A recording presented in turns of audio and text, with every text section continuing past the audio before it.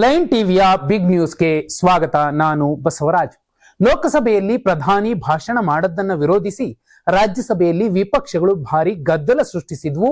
ಆದರೆ ಗದ್ದಲದ ನಡುವೆಯೇ ಪ್ರಧಾನಿ ಮೋದಿ ಮಾಡಿದ ಭಾಷಣ ವಿಪಕ್ಷಗಳ ಕಾಲೆಳೆಯುವಂತೆ ಮಾಡಿರುವಂತದ್ದು. ಇನ್ನು ನಿನ್ನೆ ಭಾಷಣ ರದ್ದಾದ ಬಗ್ಗೆ ಸ್ವತಃ ಸ್ಪೀಕರ್ ಶಾಕಿಂಗ್ ಕಾರಣ ಕೊಟ್ಟಿದ್ದಾರೆ. ಮತ್ತೊಂದೆಡೆ ಕರ್ನಾಟಕ ಕಾಂಗ್ರೆಸ್ ಸರ್ಕಾರದಲ್ಲಿ ಶಾಂತವಾಗಿದ್ದ ಸಿಎಂ ಕುರ್ಚಿ ಫೈಟ್ ಮತ್ತೆ ಶುರುವಾಗಿದೆ. ಏನೆಲ್ಲ ಪ್ರಮುಖ ಸುದ್ದಿಗಳಿದ್ವು ಒಂದೊಂದಾಗಿ ನೋಡೋಣ ಬನ್ನಿ. ವಿಪಕ್ಷಗಳ ಟೀಕೆ ಟಿಪ್ಪಣಿಗಳಿಗೆಲ್ಲ ರಾಜ್ಯಸಭೆಯಲ್ಲಿ ಪ್ರಧಾನಿ ನರೇಂದ್ರ ಮೋದಿ ಖಡಕ್ ಟಾಂಗ್ ಕೊಟ್ಟಿದ್ದಾರೆ. ಕಾಂಗ್ರೆಸ್ ಅವಧಿಯ ಪ್ರಧಾನಿಗೆ ಯಾವುದೇ ವಿಷನ್ ಮತ್ತು ಮಿಷನ್ ಇರಲಿಲ್ಲ.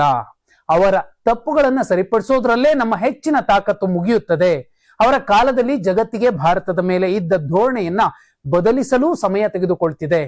ಅಷ್ಟರ ಮಟ್ಟಿಗೆ ದೇಶವನ್ನ ನಾಶ ಮಾಡಿ ಇಟ್ಟಿದ್ದಾರೆ. ಜಗತ್ತಿನ ಯಾವುದೇ ದೇಶ ನಮ್ಮೊಂದಿಗೆ ಡೀಲ್ ಮಾಡಲು ಬರುತ್ತಿರಲಿಲ್ಲ. ಆದ್ರೆ ಈಗ ಭಾರತ ಇಂದು ಇಡೀ ವಿಶ್ವಕ್ಕೆ ಸ್ಪರ್ಧೆ ನೀಡಲು ತಯಾರಾಗಿದೆ. ದೇಶವು ಸುಧಾರಣಾ ಕ್ಷಿಪ್ರ ಪ್ರಗತಿಯನ್ನ ತಲುಪಿದೆ. ಪ್ರಮುಖ ಆರ್ಥಿಕ ರಾಷ್ಟ್ರಗಳ ಪೈಕಿ ಭಾರತದ ಬೆಳವಣಿಗೆ ಗಮನಾರ್ಹವಾಗಿದೆ ಎಂದು ಮಾತಿನ ಮೂಲಕವೇ ಮೋದಿ ಟಾಂಗ್ ಕೊಟ್ರು. ಇನ್ನು ಮೋದಿ ಭಾಷಣ ಆರಂಭಿಸಿದ್ರು ವಿಪಕ್ಷಗಳ ಗದ್ದಲ ಮಾತ್ರ ನಿಲ್ಲಲೇ ಇಲ್ಲ.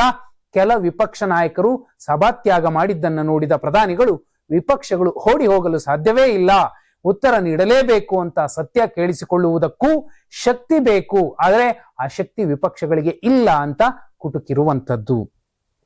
ನರೇಂದ್ರ ಮೋದಿಯವರು ಈ ಹಿಂದಿನ ಎಲ್ಲ ಸರ್ಕಾರಗಳು ಕೂಡ ವೇಸ್ಟ್ ಸರ್ಕಾರಗಳು ಅನ್ನೋದೇ. ಆದ್ರೆ ಈಗ ರೂಪಾಯಿ ಎಲ್ಲಿಗೆ ಬಂದು ನಿಂತಿದೆ, ದೇಶದ GDP ಎಲ್ಲಿಗೆ ಬರ್ತಾ ಇದೆ, ಹಣದುಬ್ಬರ ಯಾಕೆ ಹೀಗಾಗಿದೆ, ಸರ್ಕಾರಿ ಸ್ವಾಮ್ಯದ ಸಾಕಷ್ಟು ಸಂಸ್ಥೆಗಳನ್ನ ಮಾರಾಟ ಮಾಡಿದ್ದು ಯಾಕೆ, ಆ ಸಂಸ್ಥೆಗಳನ್ನ ಕಟ್ಟಿದ್ಯಾರು, ಕಾಂಗ್ರೆಸ್ಸೇ ಇರಬಹುದು, ಜನತಾ ಪಾರ್ಟಿನೇ ಇರಬಹುದು, ಬಿಜೆಪಿಯೇತರ ಪಕ್ಷಗಳು ಯಾವೇ ಅಧಿಕಾರಕ್ಕೆ ಬಂದಿರಬಹುದು, ದೇಶದ ಅತ್ಯುನ್ನತ ಸ್ಥಾನಕ್ಕೆ ಪ್ರಧಾನಿಯ ಜಾಗಕ್ಕೆ ಅದು ಯಾರೇ ವ್ಯಕ್ತಿ ಬಂದಿರಲಿ, ನಮ್ಮ ಹೆಮ್ಮೆಯ ದೇವೇಗೌಡರೇ ಬಂದಿರಲಿ, ಅವರೆಲ್ಲರೂ ಕೂಡ ದೇಶವನ್ನ ಹಾಳು ಮಾಡೋಕ್ ಬಂದಿರೋದಿಲ್ಲ.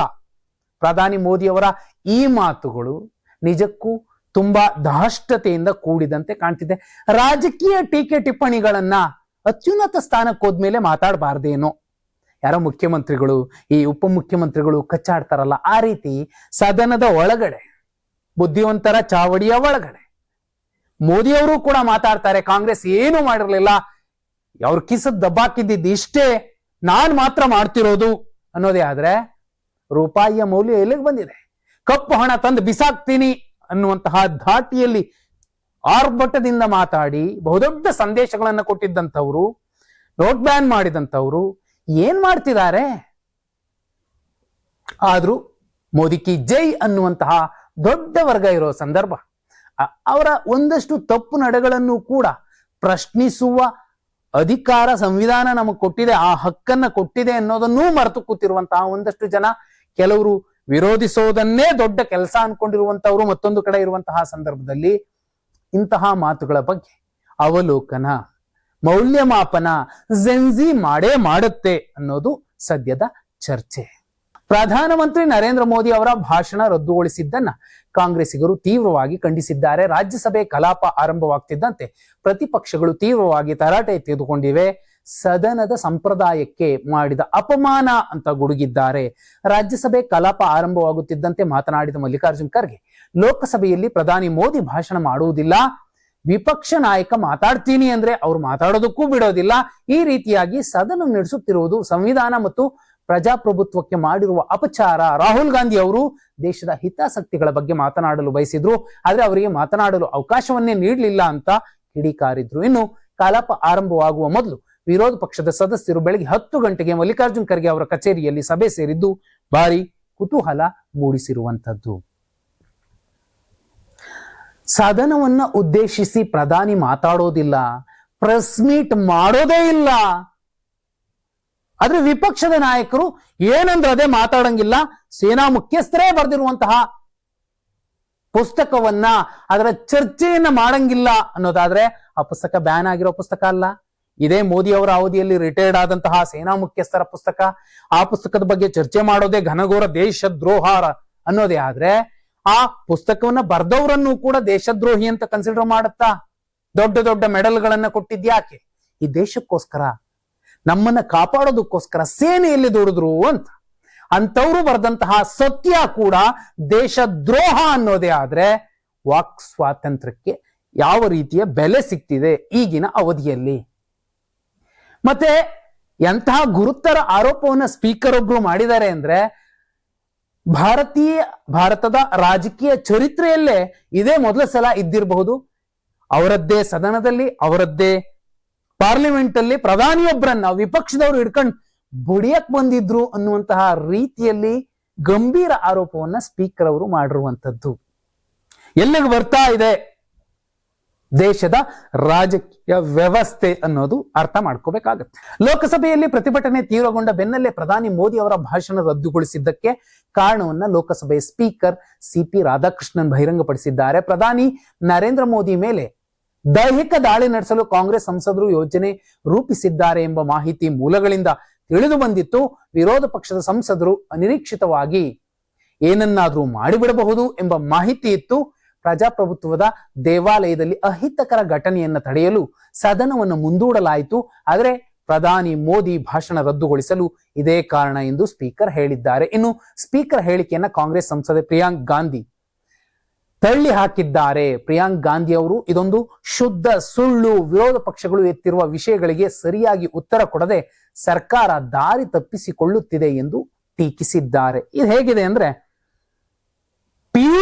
ಸೆಕೆಂಡ್ PUC ಓದ್ತಿರೋ ಹುಡುಗನ್ನ ಯಾರೋ 1ನೇ ಕ್ಲಾಸ್ ಹುಡುಗ ಬಂದು ಹೆಂಗಂದ್ರಂಗೆ ಹೊಡೆಯೋಕ್ ಬಂದ್ಬಿಟ್ಟ ಅಂತ ಹೇಳಿದ್ರೆ ಯಾರಾದ್ರೂ ನಗದಿಲ್ವಾ? ಬೇಡ. 26 ವರ್ಷದ ಯುವಕನನ್ನ 2.5 ವರ್ಷದ ಚಿಕ್ಕ ಮಗು ಹೊಡೆಯೋಕ್ ಬಂದಿತ್ತು ಅಂದ್ರೆ ಯಾರು ಯಾವ್ಯಾವ ಭಾಗಕ್ಕೆ ಹೊಡ್ಕೊಂಡು ನಗಬಹುದು ಯೋಚನೆ ಮಾಡಬಹುದು. ಆದ್ರೆ ಈ ದೇಶದ ವ್ಯವಸ್ಥೆಯಲ್ಲಿ ಸಂವಿಧಾನ ಮತ್ತು ಸಂವಿಧಾನದ ವಿಧಿಗಳು, ಕರ್ತವ್ಯಗಳು, ಹಕ್ಕುಗಳು ಅಥವಾ ಸದನದ ರೂಲ್ಸ್ ಬುಕ್ ಒಬ್ಬೊಬ್ಬರಿಗೆ ಒಂದೊಂದು ಹೊಣೆಗಾರಿಕೆಯನ್ನು ಕೊಟ್ಟಿರುತ್ತೆ. ಆದ್ರೆ ಇಲ್ಲಿ ಸ್ಪೀಕರ್ ಒಬ್ರು ಹೇಳ್ತಾರೆ ಪ್ರಧಾನಿನ ಅವರದ್ದೇ ಸಂಸದರ ಎದುರಲ್ಲಿ ಅವರದ್ದೇ ಆಯ್ತು ಸಂಸತ್ತು ದೇವಸ್ಥಾನ, ಆ ದೇವಸ್ಥಾನದ ಒಳಗಡೆ ಹೊಡೆಯೋಕ್ ಬರ್ತಾರೆ ಅಂದ್ರೆ ಪಾರ್ಲಿಮೆಂಟರಿ ಫೋರ್ಸ್ ಇರಬಹುದು, ಇನ್ನ ದೆಹಲಿಯ ಪೊಲೀಸರು ಇರಬಹುದು, ಭದ್ರತಾ ವೈಫಲ್ಯ ಅಂದ್ರೆ ನೆನಪಾಯ್ತು. ಇವ್ರಿಗೆ ಯಾರೋ ಬಂದು ಹೊಡಿತಾರೆ, ಇಂಥವ್ರೇ ಹೊಡಿತಾರೆ ಅನ್ನುವಂತಹ ಮಾಹಿತಿನೂ ಕೂಡ ಸಿಕ್ಕಿದ್ರೆ ಅವರನ್ನ ಸದನಕ್ಕೆ ಬರದಂತೆ ಅಮಾನತು ಮಾಡ್ಬೇಕು, ಸಸ್ಪೆಂಡ್ ಮಾಡಿ ಬಿಸಾಕ್ಬೇಕು. ಅದು ಕಾಂಗ್ರೆಸ್ನ ಅಷ್ಟೂ ಸಂಸದರನ್ನ ಸಸ್ಪೆಂಡ್ ಮಾಡಿ ಬಿಸಾಕೋದು ತುಂಬಾ ಉತ್ತಮ, ಒಂದು ವೇಳೆ ಇದೇ ನಿಜ ಆಗಿದ್ರೆ. ಎರಡನೇದ್ದು, ಇಂಥದ್ದಾಗತ್ತೆ ಅನ್ನೋ ಮಾಹಿತಿ ಗೊತ್ತಿದೆ ಅನ್ನೋದಾದ್ರೆ ಅವತ್ತಿನ ದಿನ ಆ ಒಂದು ಸದನವನ್ನ ಮುಂದೂಡಬಹುದಿತ್ತು, ಅದಕ್ಕೊಂದು ಮೆಸೇಜ್ ಕೊಡಬಹುದಿತ್ತು. ಇನ್ನೂ ಮುಂದುವರೆದು ಇಲ್ಲೇ ಮೈಸೂರಿನ ಮಾಜಿ ಸಂಸದರು ಒಬ್ರು ಯಾರನ್ನೋ ಕಳಿಸ್ಕೊಡ್ತಾರೆ, ಅಲ್ಲಿ ಬಾಂಬ್ ಬ್ಲಾಸ್ಟ್ ಆಗತ್ತೆ ಸದನದ ಒಳಗಡೆ. ಆಗ ಭದ್ರತಾ ವೈಫಲ್ಯ ಆಗಲಿಲ್ಲ, ಈಗ ಯಾರೋ ಹೊಡಿತಾರೆ ಅನ್ನುವಂತಹ ಕಟ್ಟುಕತೆಯನ್ನ ಕಟ್ಟುವ ಮೂಲಕ, ಕಟ್ಟುಕತೆಯ ವಾಸ್ತವನ ಗೊತ್ತಿಲ್ಲ. ಆದ್ರೆ ಸ್ಪೀಕರ್ ಒಬ್ರು ಹೇಳ್ತಿರುವಂತಹ ಮಾತು ಏನು, ಪ್ರಧಾನಿಯನ್ನ ದೈಹಿಕವಾಗಿ ದಾಳಿ ಮಾಡ್ಲಿಕ್ಕೆ ಪ್ಲಾನ್ ಮಾಡಿದ್ರು, ಆ ಕಾರಣಕ್ಕೋಸ್ಕರ ಭಾಷಣ ನಿಲ್ಸಿದ್ವಿ ಅಂತ. ಲೋಗೋಗಳು 166 ಇರ್ತವೆ, ಅದನ್ನ ನೋಡಿದ್ರೆ ಒಂಥರ ಅನ್ಸ್ಬಿಡುತ್ತೆ ಮೋದಿ ಅವರಿಗೆ, ಆ ಕಾರಣಕ್ಕೋಸ್ಕರ ಅವರು ಪ್ರೆಸ್ ಮೀಟ್ ಮಾಡಲ್ಲ ಅನ್ನೋ ರೀತಿಯಲ್ಲಿ ಸ್ಪೀಕರ್ ಮಾತುಗಳು. ಇದನ್ನೆಲ್ಲ ಕೂಡ ಹೇಗೆ ಜನ ಅರಗಿಸ್ಕೋತಾರೆ? ಜೈ ಮೋದಿ ಅಷ್ಟೇ ಅನ್ಬಹುದೇನು. ವಿಧಾನಮಂಡಲದ ಜಂಟಿ ಅಧಿವೇಶನ ಮುಗಿದ ಬೆನ್ನಲ್ಲೇ ರಾಜ್ಯ ಕಾಂಗ್ರೆಸ್ ಒಳಗಿನ ಶೀತಲ ಸಮರ ಮತ್ತೆ ತೀವ್ರಗೊಳ್ಳುವ ಲಕ್ಷಣಗಳು ಕಾಣಿಸ್ತಿವೆ. ಇಂಥ ಹೊತ್ತಲ್ಲೇ ಮುಖ್ಯಮಂತ್ರಿ ಸಿದ್ದರಾಮಯ್ಯ ಹಾಗೂ ಉಪಮುಖ್ಯಮಂತ್ರಿ DK ಶಿವಕುಮಾರ್ ಅವರನ್ನ ಶೀಘ್ರವೇ ಹೈಕಮಾಂಡ್ ದೆಹಲಿಗೆ ಕರೆಸಿಕೊಳ್ಳಬಹುದು ಅನ್ನೋ ಚರ್ಚೆಗಳು ಜೋರಾಗಿವೆ. ಸಂಕ್ರಾಂತಿ ಬಳಿಕ ನಾಯಕತ್ವ ಬದಲಾವಣೆ ಕುರಿತ ಮಾತುಕತೆಗಳು ತೀವ್ರಗೊಳ್ಳಲಿವೆ ಎಂಬ ನಿರೀಕ್ಷೆ ಇತ್ತು. ಆದ್ರೆ ಮುಖ್ಯಮಂತ್ರಿ ಸಿದ್ದರಾಮಯ್ಯ VBG ರಾಮ್ಜಿ ವಿರುದ್ಧ ನಿರ್ಣಯ ಕೈಗೊಳ್ಳಲು ದಿಢೀರ್ ಅಧಿವೇಶನ ಕರೆದಿದ್ರು. ಕೇವಲ 2 ದಿನಗಳಲ್ಲಿ ನಡೆಯಬೇಕಿದ್ದ ಅಧಿವೇಶನ ಫೆಬ್ರವರಿ 4ರವರೆಗೂ ವಿಸ್ತರಣೆ ಆಯಿತು. ಇದೀಗ ಅಧಿವೇಶನ ಮುಗಿಯುತ್ತಿದ್ದಂತೆ CM DCM ಇಬ್ಬರನ್ನೂ ದೆಹಲಿಗೆ ಕರೆಸಿ ಹೈಕಮಾಂಡ್ ಸಮಾಲೋಚನೆ ನಡೆಸಲಿದೆ ಎಂಬ ನಿರೀಕ್ಷೆ ಹೆಚ್ಚಾಗಿರುವಂತದ್ದು. ಯಾವುದೂ ಆಗೋದಿಲ್ಲ, ಸಿಂಪಲ್. ಇದಾದ ನಂತರ ಬಜೆಟ್ ಅಧಿವೇಶನ ಬರುತ್ತೆ, ಬಜೆಟ್ ಮಂಡನೆ ಮಾಡಬೇಕಾಗತ್ತೆ, ಬಜೆಟ್ ಅನುಮೋದನೆಯ ತನಕ ಮತ್ತೊಂದಷ್ಟು ದಿನ ಸದನ ನಡೆಯುತ್ತೆ. 2028ರ ತನಕ CM ಸ್ಥಾನದಲ್ಲಿ ಸಿದ್ದರಾಮಯ್ಯ ಅವರೇ ಕೂತಿರ್ತಾರೆ. ಹೈಯೆಸ್ಟ್ ಅಂದ್ರೆ 1 ವರ್ಷಕ್ಕಾದ್ರೂ ದಲಿತರೊಬ್ಬರು ಈ ರಾಜ್ಯದ ಮುಖ್ಯಮಂತ್ರಿ ಆಗ್ತಾರೆ. ಖುದ್ದು ಸಿದ್ದರಾಮಯ್ಯ ಅವರೇ ಬೆನ್ನಿಗೆ ನಿಂತ್ಕೊಂಡು ಆ ಕೆಲಸವನ್ನ ಮಾಡಿಸ್ತಾರೆ. ಇದಷ್ಟೇ ಕಾಂಗ್ರೆಸ್ ವಲಯದಲ್ಲಿ ಆಗಬಹುದಾದಂತಹ ಒಂದು ಸಾಧ್ಯತೆ. ಡಿ.ಕೆ. ಶಿವಕುಮಾರ್ ಅವರು ಮುಖ್ಯಮಂತ್ರಿ ಆಗ್ಲಿಕ್ಕೆ ಸಾಧ್ಯವೇ ಇಲ್ಲ, ಅದಾಗೋದೇ ಇಲ್ಲ. ನಾಯಕತ್ವ ಬದಲಾವಣೆ ವಿಚಾರದಲ್ಲಿ ಯಾವುದೇ ದೃಢ ನಿರ್ಧಾರ ತೆಗೆದುಕೊಳ್ಳದ ಹೈಕಮಾಂಡ್ ನಾಯಕರ ಬಗ್ಗೆ ಅಸಮಾಧಾನಗಳು ಭುಗಿಲೇಳ್ತಿವೆ. ಎಐಸಿಸಿ ಅಧ್ಯಕ್ಷ ಮಲ್ಲಿಕಾರ್ಜುನ್ ಖರ್ಗೆ, ಪ್ರಧಾನ ಕಾರ್ಯದರ್ಶಿ ಕೆ.ಸಿ. ವೇಣುಗೋಪಾಲ್ ಮೌನದ ಬಗ್ಗೆ ಕಾಂಗ್ರೆಸ್ ಶಾಸಕರು ಹಾಗೂ ಕಾರ್ಯಕರ್ತರು ಬೇಸರ ಹೊರಹಾಕ್ತಿದ್ದಾರೆ. ನಾಯಕತ್ವ ಬದಲಾವಣೆ ಗೊಂದಲದಿಂದಾಗಿ ನಮ್ಮ ಸ್ಥಿತಿ ಅಡಕತ್ತರಿಯಲ್ಲಿ ಸಿಲುಕಿದಂತಾಗಿದೆ. ಯಾರನ್ನ ನಂಬಿ ಸ್ಥಳೀಯ ಸಂಸ್ಥೆಗಳ ಚುನಾವಣೆ ಎದುರಿಸಬೇಕು? ಸಿದ್ದರಾಮಯ್ಯ ಬಳಿ ಹೋದ್ರೆ ಡಿಕೆಶಿ ಬಳಿ ಹೋದ್ರೆ ಸಿದ್ದರಾಮಯ್ಯ ಅವರಿಗೆ ಸಿಟ್ಟು ಬರುತ್ತೆ. ಹೀಗಿರುವಾಗ ನಾವೇನ್ ಮಾಡಬೇಕು ಎಂದು ಪರಸ್ಪರ ಚರ್ಚೆಯಲ್ಲಿ ತೊಡಗಿದ್ದಾರೆ. ಎಐಸಿಸಿ ನಾಯಕರ ಮೌನದಿಂದಲೇ ಗೊಂದಲ ಮತ್ತಷ್ಟು ಹೆಚ್ಚಾಗ್ತಿದೆ. ಶೀಘ್ರವೇ ಅಂತಿಮ ನಿರ್ಧಾರ ಕೈಗೊಳ್ಳಬೇಕೆಂದು ಒತ್ತಾಯಿಸುತ್ತಿದ್ದಾರೆ. ಎಸ್, ಸಿದ್ದರಾಮಯ್ಯ ಅವ್ರ ಹತ್ರ ಹೋದ್ರೆ ಡಿ.ಕೆ. ಶಿವಕುಮಾರ್ಗೂ ಬೇಸರ, ಡಿ.ಕೆ. ಶಿವಕುಮಾರ್ ಹತ್ರ ಸಿದ್ದರಾಮಯ್ಯ ಅವ್ರಿಗೂ ಬೇಸರ. ಆದ್ರೆ ಅಧಿಕಾರ ಹಂಚಿಕೆ ಆಗಿದೆ ಅಥವಾ ನಾಯಕತ್ವ ಬದಲಾವಣೆ ಮಾಡ್ತಿದ್ದೀವಿ, ನಿಮ್ಮ ಅಭಿಪ್ರಾಯ ಏನು ಅಂತ ಕೇಳ್ಕೊಂಡು ಬಂದು ಕೂತ್ರಲ್ಲ ಇಲ್ಲಿ ದೆಹಲಿ ಒಬ್ಬ ನಾಯಕ, ಸುರ್ಜೇವಾಲಾ, ರಣದೀಪ್ ಸಿಂಗ್ ಸುರ್ಜೇವಾಲಾ ಅನ್ನುವಂತಹ ಅರೆಬೆಂದ ನಾಯಕ. ರಾಜ್ಯದಲ್ಲಿ ಇವತ್ತು ಇಷ್ಟರ ಮಟ್ಟಿಗೆ ಪೀಕಲಾಟ, ಒಳಬೇಗುದಿ, ಬಂಡಾಯ ಎಲ್ಲ ಬೆಂಕಿ ಹಚ್ಚಿದ್ದು ಸುರ್ಜೇವಾಲಾ ಅನ್ನುವಂತಹ ಹರಿಯಾಣದ ನಾಯಕ. ಯಾವ ಕಾರಣಕ್ಕೂ ಗೊತ್ತಿಲ್ಲ, ಯಾರು ಬೆಂಡು ಬತ್ತಾಸು ಕೊಟ್ಟು ಕಳಿಸಿದ್ರೋ ಗೊತ್ತಿಲ್ಲ. ಪ್ರತಿ ಸಲ ಬಂದಾಗ ಹೋದಾಗ ಆ ವ್ಯಕ್ತಿಯಿಂದಲೇನೆ ಇಷ್ಟೆಲ್ಲ ಗೊಂದಲ ಆಗ್ತಿದೆ. ಒಂದು ವೇಳೆ 2028ಕ್ಕೆ ರಾಜ್ಯದಲ್ಲಿ ಕಾಂಗ್ರೆಸ್ ಸರಳ ಬಹುಮತ ಪಡೆಯುವಂತಹ ಸಾಧ್ಯತೆಗಳಿದ್ದಾಗ್ಯೂ ಕೂಡ ಮ್ಯಾಜಿಕ್ ನಂಬರ್ಗಿಂತ ಕಡಿಮೆ, 100ಕ್ಕಿಂತ ಕಡಿಮೆ ಸ್ಥಾನ ಅಥವಾ ಸೋತೆ ಬಿಟ್ರು ಕೂಡ ಅದಕ್ಕೆ ಮೂಲ ಕಾರಣ ಕಾಂಗ್ರೆಸ್ನ ಒಗ್ಗಟ್ಟನ್ನ ಹಾಳು ಮಾಡಿದ ರಣದೀಪ್ ಸಿಂಗ್ ಸುರ್ಜೇವಾಲಾ. ರಾಜ್ಯದಲ್ಲಿ ಅವ್ರದ್ದೊಂದು ದೊಡ್ಡ ಸ್ಟ್ರಾಟಜಿ ವಾರ್ ರೂಮ್ ಕೂಡ ಇದೆ. ಅದಕ್ಕೆ ಕೋಟ್ಯಾಂತರ ರೂಪಾಯಿ ವ್ಯವಿಸ್ತಿರುವಂತವ್ರು ಯಾರು? ಯಾರಪ್ಪನ ಮನೆ ದುಡ್ಡನ್ನ ತಂದು ರಾಜ್ಯದಲ್ಲಿ ದೊಡ್ಡದೊಂದು ಸಂಸ್ಥೆ, ಆ ಸಂಸ್ಥೆ ಎಲ್ಲ ದಾಖಲೆಗಳನ್ನ ಇಟ್ಟುಕೊಂಡು ಮತ್ತೊಂದು ಸ್ಟೋರಿ ಮಾಡಬಹುದು. ಅಷ್ಟು ಚೆನ್ನಾಗಿದೆ. ಯಾರು ಕೊಟ್ರು, ಎಲ್ಲಿಂದ ಕೊಟ್ರು? ಇಲ್ಲಿ ಟಿಕೆಟ್ಗೆ ಅಂತ ಬಂದವ್ರ ಹತ್ರ ಒಂದಷ್ಟು ಡಾಕ್ಯುಮೆಂಟ್ಸ್ ಇಟ್ಬಿಟ್ಟು, ನೋಡಪ್ಪ ನಿನ್ನ ಸರ್ವೆ ಹೀಗಿದೆ, ನೀನ್ 30 ಕೋಟಿ 40 ಕೋಟಿ ಕೊಡ್ಬೇಕು ಅಂತ ಕೇಳೋದಕ್ಕೋಸ್ಕರನೇ ಒಂದು ಸ್ಟ್ರಾಟಜಿ ವಾರ್ ರೂಮ್ ಅನ್ನ ಮಾಡಿಟ್ಕೊಂಡಿರುವಂತಹ ವ್ಯಕ್ತಿ ರಾಜ್ಯದಿಂದ ಏನ್ ಬಯಸ್ತಾರೆ? ಇಬ್ರು ಕಿತ್ತಾಡಿದ್ರೆ ಎಕ್ಸ್ಟ್ರಾ ಯಾರು ಕೊಡ್ತಾರೋ ಅವರಿಂದ ಲಾಭ ಆಗುತ್ತೆ ಅನ್ನೋದೇ ಅಲ್ವಾ? ಕಾಂಗ್ರೆಸ್ ಅಲ್ಲೇ ಇದು ಚರ್ಚೆ ಆಗ್ತಿರುವಂತದ್ದು. ನನಗೂ ಇದು ಗೊತ್ತಿಲ್ಲ ಕಾಂಗ್ರೆಸ್ ನಲ್ಲಿ ಏನ್ ಮಾತಾಡ್ತಿದ್ದಾರೆ, ಅದನ್ನ ನಾನು ನಿಮ್ಗೆ ಹೇಳ್ತಾ ಇದ್ದೀನಿ ಅಷ್ಟೇ. ಎಲ್ಲವೂ ಶೀಘ್ರವೇ ಬಗೆಹರಿಯಬೇಕು, ಸತೀಶ್ ಜಾರಕಿಹೊಳಿ ಅವರು ಹೇಳ್ತಿರುವಂತದ್ದು. ಬಜೆಟ್ ಆದ ಬಳಿಕ ಸಿಎಂ ಬದಲಾವಣೆ ಆಗುತ್ತದೆ ಅನ್ನೋ ವದಂತಿಗಳಿಗೆ ಸಚಿವ ಸತೀಶ್ ಜಾರಕಿಹೊಳಿ ಕ್ಲಾರಿಟಿ ಕೊಟ್ಟಿದ್ದಾರೆ. 140 ಜನರ ಅಭಿಪ್ರಾಯವು ಈ ಚರ್ಚೆ ಮುಗಿಯಬೇಕೆಂಬ ಆಸೆ ಇದೆ, ನಾನು ಕೂಡ ಅದನ್ನೇ ಹೇಳ್ತೀನಿ. ಎಲ್ಲವೂ ಶೀಘ್ರವೇ ಬಗೆಹರಿಯಬೇಕೆಂಬ ನಿರೀಕ್ಷೆ ಇದೆ ಅಂತ ಹೇಳಿರುವಂತದ್ದು. ಇನ್ನು ಅಬ್ಕಾರಿ ಹಗರಣದ ಬಗ್ಗೆಯೂ ಪ್ರತಿಕ್ರಿಯಿಸಿದ್ದು, ಬಿಜೆಪಿಗರ ವಿರುದ್ಧ ಗರಂ ಆದ್ರು. ಇದೊಂದೇ ಇಲಾಖೆಯಲ್ಲ, ಎಲ್ಲಾ ಇಲಾಖೆಗಳ ಬಗ್ಗೆಯೂ ಈ ರೀತಿಯ ಆಡಿಯೋಗಳಿವೆ. ಅವ್ರು ಯಾರೋ ಮಾತನಾಡಿದ್ರಲ್ಲಿ ನಾವು ಭಾಗಿಯಾಗೋದಕ್ಕೆ ಆಗೋದಿಲ್ಲ, ನಮ್ಮದೇ ನಾಯಕರು ದಾಖಲೆ ಕೊಟ್ಟಿದ್ದಾರೆ ಅನ್ನೋದು ನಿರಾಧಾರ ಎಂದು ಸತೀಶ್ ಜಾರಕಿಹೊಳಿ ಹೇಳಿದ್ರು. ಒಟ್ನಲ್ಲಿ ಮಾಧ್ಯಮಗಳ ಎಲ್ಲಾ ಪ್ರಶ್ನೆಗಳಿಗೂ ಅಡ್ಡಗೋಡೆ ಮೇಲೆ ದೀಪವಿಟ್ಟಂತೆ ಸತೀಶ್ ಜಾರಕಿಹೊಳಿ ಅವರು ಮಾತಾಡಿರುವಂತದ್ದು. ಸತೀಶ್ ಜಾರಕಿಹೊಳಿ ಅವರು ತುಂಬಾ ಸ್ಪಷ್ಟವಾಗಿ ಹೇಳಿದ್ದಾರೆ, ನಮಗೂ ಕೂಡ ಈ ಬಗೆಹರಿಸಬೇಕು ನಾಯಕತ್ವದ ಗೊಂದಲ ಏನಿದೆ ಇದನ್ನ. ಡಿ.ಕೆ. ಶಿವಕುಮಾರ್ ಅವ್ರಿಗೂ ಅದು ಬೇಕಿದೆ ಅನ್ನಿಸ್ತಿದೆ, ಸಿದ್ದರಾಮಯ್ಯ ಅವ್ರಿಗೂ ಬೇಕಿದೆ ಅನ್ನಿಸ್ತಿದೆ. ಹೈಕಮಾಂಡ್ ಏನೇ ಹೇಳಿದ್ರು ಕೇಳ್ತೀವಿ, ಸಿದ್ದರಾಮಯ್ಯ ಅವರು ಇದನ್ನೇ ಹೇಳ್ತಿದ್ದಾರೆ, ಡಿ.ಕೆ. ಶಿವಕುಮಾರ್ ಅವರು ಇದನ್ನೇ ಹೇಳ್ತಿದ್ದಾರೆ. ಇದರ ಅರ್ಥ ಇಷ್ಟೇ, ಅಧಿಕಾರ ಹಂಚಿಕೆ ಒಪ್ಪಂದ ಆಗಿತ್ತು ಅನ್ನೋ ಪಿಯರ್ ಸ್ಟಂಟ್ ಅನ್ನ ಜೀವಂತವಾಗಿ ಉಳಿಸೋದು ಒಂದು ಬಣ ಆದ್ರೆ, ಅದು ಇಲ್ಲವೇ ಇಲ್ಲ ಅಂತ ಹೇಳುವಂತದ್ದು ಮತ್ತೊಂದು ಬಣ. ಇದೇ ವಾಸ್ತವ. ಸತೀಶ್ ಜಾರಕಿಹೊಳಿ ಅವರು ಕೆಪಿಸಿಸಿ ಅಧ್ಯಕ್ಷ ಆಗೋರಿದ್ದಾರೆ. ಆ ಕಾರಣಕ್ಕೋಸ್ಕರ ಒಂದಷ್ಟು ಎಲ್ಲಾ ನಾಯಕರ ಜೊತೆಗಿನ ವಿಶ್ವಾಸವನ್ನ ಉಳಿಸ್ಕೋತಾ ಇದ್ದಾರೆ. ಚನ್ನಗಿರಿ ಶಾಸಕ ಶಿವಗಂಗಾ ಬಸವರಾಜ್ ಮತ್ತೊಮ್ಮೆ ಡಿಕೆಶಿ ಪರ ಬ್ಯಾಟಿಂಗ್ ಮಾಡಿದ್ದಾರೆ. ಅಧಿಕಾರ ಹಂಚಿಕೆ ಆಗಿದೆಯೋ ಇಲ್ವೋ ಅನ್ನೋದನ್ನ ಹೇಳಲಿ, ಎಲ್ಲದರ ಬಗ್ಗೆಯೂ ಸ್ಪಷ್ಟನೆ ನೀಡ್ಲಿ. ಒಪ್ಪಂದ ಆಗಿಲ್ಲ, ಇವರೇ ಸಿಎಂ ಆಗಿರ್ತಾರೆ ಅಂದ್ರೂ ಸ್ವಾಗತ, ಅಥವಾ ಹೊಸಬರನ್ನ ಕರೆದುಕೊಂಡು ಬರ್ತೀವಿ ಅಂದ್ರು ಸಿಎಂ ಮಾಡೋದಾದ್ರೆ ಮಾಡ್ಲಿ. ಒಟ್ನಲ್ಲಿ ಇತ್ಯರ್ಥ ಆಗ್ಲೇಬೇಕು. ಆದ್ರೆ ಡಿ.ಕೆ. ಶಿವಕುಮಾರ್ ಮುಖ್ಯಮಂತ್ರಿ ಆಗ್ಬೇಕು ಅನ್ನೋದು ನನ್ನ ನಿಲುವು. ಅವರ ಹೆಸರಿನಿಂದಲೇ ನಾನು ಪ್ರಮಾಣ ವಚನ ಸ್ವೀಕರಿಸಿದ್ದೀನಿ. ಇನ್ನೆರಡು ದಿನಗಳಲ್ಲಿ ವರಿಷ್ಠರು ದೆಹಲಿಗೆ ಕರೆಯಬಹುದು.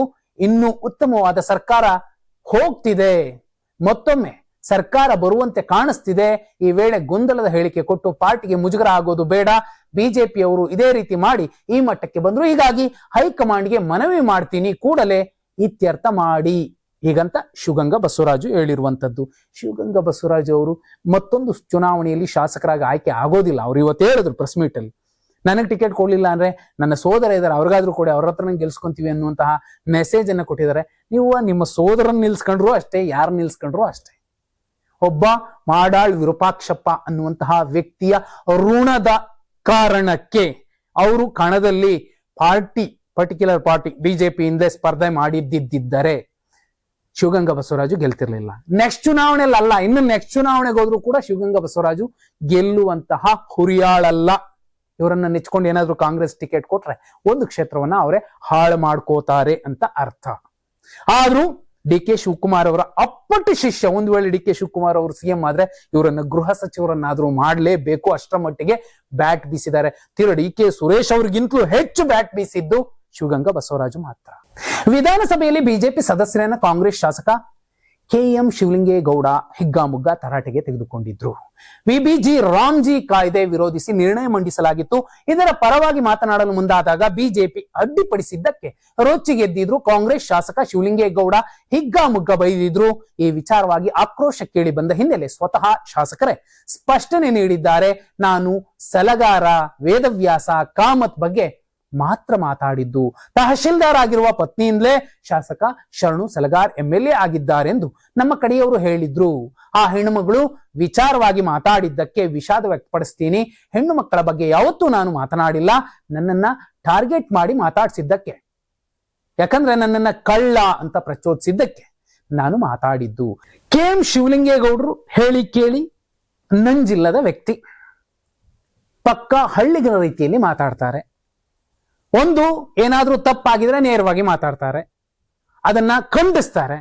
ಆ ವಿಷಯಕ್ಕೆ ಬಂದ್ರೆ ಸದನದ ಒಳಗಡೆ ಒಂದು ರಸ್ಟಿಕ್ ಪೀಸ್ ಅಥವಾ ಒಂದು ಏನನ್ಬೋದು, ತುಂಬಾ ಗ್ರಾಮ್ಯ ಶೈಲಿಯಲ್ಲಿ ಮಾತಾಡಬಹುದಾದಂತಹ ಒಂದು ಸಂಸದೀಯ ಪಟು. ಅಂತಹ ವ್ಯಕ್ತಿ ಈ ಹಿಂದೆ ಹಲವು ಪ್ರಕರಣಗಳಲ್ಲಿ ಸದನದ ಒಳಗಡೆ ಕೂಡ ಮಾತಾಡಿದ್ದು, ಸ್ವಲ್ಪ ತುಟಿ ಮೀರಿ ಮಾತಾಡಿದ್ರು, ಆ ನಂತರದಲ್ಲಿ ಕ್ಷಮೆ ಕೇಳಿದ್ರು, ಇವತ್ತು ಕೇಳಿದ್ದಾರೆ. ಆ ಹೆಣ್ಣು ಮಕ್ಕಳ ಬಗ್ಗೆ ಮಾತಾಡಿ ಕ್ಷಮೆ ಕೇಳಿರೋದಿದೆಯಲ್ಲ, ಶಿವಲಿಂಗೇಗೌಡರು ನಿಜಕ್ಕೂ ಒಬ್ಬ ಉತ್ತಮ ಶಾಸಕ, ನಾಯಕ ಅನ್ನೋದ್ರಲ್ಲಿ ಎರಡು ಮಾತಿಲ್ಲ. ಆದ್ರೆ ಇಷ್ಟೆಲ್ಲ ಆಗೋದಕ್ಕೂ ಕಾರಣ ಏನು ಅನ್ನೋದನ್ನ ನೋಡಿದ್ರೆ, ಕನಕೋತ್ಸವದಲ್ಲಿ ಹಾಸನದ ಟೈಗರ್ ನಮ್ ಶಿವಲಿಂಗೇಗೌಡರು ಅನ್ನೋದನ್ನ ಡಿ ಕೆ ಶಿವಕುಮಾರ್ ಅವರು ಹೇಳಿದ್ರು. ಆ ನಂತರದಲ್ಲಿ ಅದೇ ವಿಚಾರವಾಗಿ ಹಾಸನದ ನಾಯಕರೊಬ್ರು, ಬಿಜೆಪಿಯ ನಾಯಕರು, ಸಿಡಿ ಗೀಡಿ ಎಲ್ಲ ಹಂಚಿದ್ದು ಇವರೇ ಅನ್ನೋ ರೀತಿಯಲ್ಲಿ ಯಾರೋ ಹೇಳಿದ್ರು. ಅವರನ್ನ ಟೈಗರ್ ಅಂತೆಲ್ಲ ಕರೀತಿದ್ದಾರೆ. ಇವ್ರಿಗೆ ನಿಜವಾಗ್ಲೂ ಬುದ್ಧಿ ಇದ್ರೆ, ಇವ್ರಿಗೆ ಮಾನ ಮರ್ಯಾದೆ ಇದ್ರೆ ಅವರನ್ನ ಪಕ್ಷದಿಂದ ವಜಾಗೊಳಿಸ್ಬೇಕು ಅನ್ನುವ ಮಟ್ಟಿಗಿನ ಚರ್ಚೆಗಳು ಈಗ ನಡೀತಿದಾವಲ್ಲ. ಎಲ್ಲೋ ಒಂದು ಕಡೆ ಇವರ ಮೇಲೆ ಗುರುತರವಾದ ಮತ್ತೊಂದು ಆರೋಪವನ್ನ ಯಾರೋ ಮಾಡ್ತಿದ್ದಾರೆ. ಯಾರು ಮಾಡ್ತಿದ್ದಾರೆ? ಇತ್ತೀಚೆಗೆ ಅರಸೀಕೆರೆಯಲ್ಲಿ ಶಿವಲಿಂಗೇಗೌಡರ ಅಪೋಸಿಟ್ ಅಲ್ಲಿ ನಿಲ್ತೀನಿ ಅನ್ನುವಂತಹ ನಾಯಕರು ಯಾರಿದ್ರು, ಅವ್ರ ಕಡೆಯಿಂದ ಏನಾದ್ರೂ ಪ್ರೆಷರ್ ಆಗ್ತಿದ್ಯಾ? ಅರೆ, ಸದನದ ಒಳಗಡೆ ಇಂತಹ ವ್ಯಕ್ತಿ ಶಿವಲಿಂಗೇಗೌಡರು ಕಳಂಕಗಳನ್ನ ಇಟ್ಕೊಂಡು ಕಳ್ಳ ಕಳ್ಳ, ಕೊಬ್ಬರಿ ಕಳ್ಳ, ರಾಗಿ ಕಳ್ಳ ಅಂತೆಲ್ಲ ಕರೆದಾಗ ಯಾರಿಗೆ ಆಗ್ಲಿ ಒಂಚೂರು ಘಾಸಿ ಆಗುತ್ತೆ. ಈ ಹಿಂದೆ ಕೂಡ ರವಿಕುಮಾರ್ ಅವರು ಬಿಜೆಪಿ MLC ಇದೇ ಹೇಳಿಕೆಯನ್ನ ಅರಸೀಕೆರೆಯಲ್ಲಿ ಕೊಡ್ತಾರೆ. 1000 ಜನರನ್ನ ಕರ್ಕೊಂಡೋಗಿ ಧರ್ಮಸ್ಥಳಕ್ಕೆ ಪಾದಯಾತ್ರೆ ಮಾಡ್ಕೊಂಡೋಗಿ ಧರ್ಮಸ್ಥಳದಲ್ಲಿ ಅವರು ಪ್ರಮಾಣ ಮಾಡ್ತಾರೆ. ನಾನ್ ಕದ್ದಿಲ್ಲ, ಕದ್ದಿದ್ರೆ ನಾನ್ ಶಿಕ್ಷೆ ಕೊಡು, ಇಲ್ಲ ಅಂದ್ರೆ ಹೇಳಿದವ್ರಿಗೆ ಶಿಕ್ಷೆ ಕೊಡು ಅಂತ ಹೇಳಿ ಬರ್ತಾರೆ. ಸವಾಲಾಗ್ತಾರೆ, ಯಾರಾದ್ರೂ ಬಂದು ಪ್ರಮಾಣ ಮಾಡ್ರಿ ನಂತರ ಅಂತ ಯಾರು ಹೋಗೋದಿಲ್ಲ. ಈಗಲೂ ಕೂಡ ಅಂತದ್ದೇ ಪ್ರಸಂಗ ಆಗಿದೆ. ಆದ್ರೆ ಮಾಧ್ಯಮಗಳು ಒಂದೇ ಸೈಡಲ್ಲಿ ಹೇಳ್ಬಿಟ್ಟು ಅಂತ ಬೇಸರ ಮಾಡ್ಕೊಂಡ್ರು. ಆದ್ರೆ ಯಾವ್ದು ಕಂಟೆಂಟ್ ವೈರಲ್ ಆಗುತ್ತೆ, ಜನಕ್ಕೆ ಯಾವ್ದು ಇಷ್ಟ ಆಗುತ್ತೆ ಅದೇ ವೈರಲ್ ಆಗಿರುತ್ತೆ. ಇವರು ರೇಗಿಸಿದ್ದು ಕಳ್ಳ, ರಾಗಿ ಕಳ್ಳ ಅಥವಾ ಕೊಬ್ಬರಿ ಕಳ್ಳ ಅಂತ ರೇಗಿಸಿದ್ದು ಆಡಿಯೋ ಕಮ್ಮಿ ಕೇಳಿಸ್ತಿತ್ತು.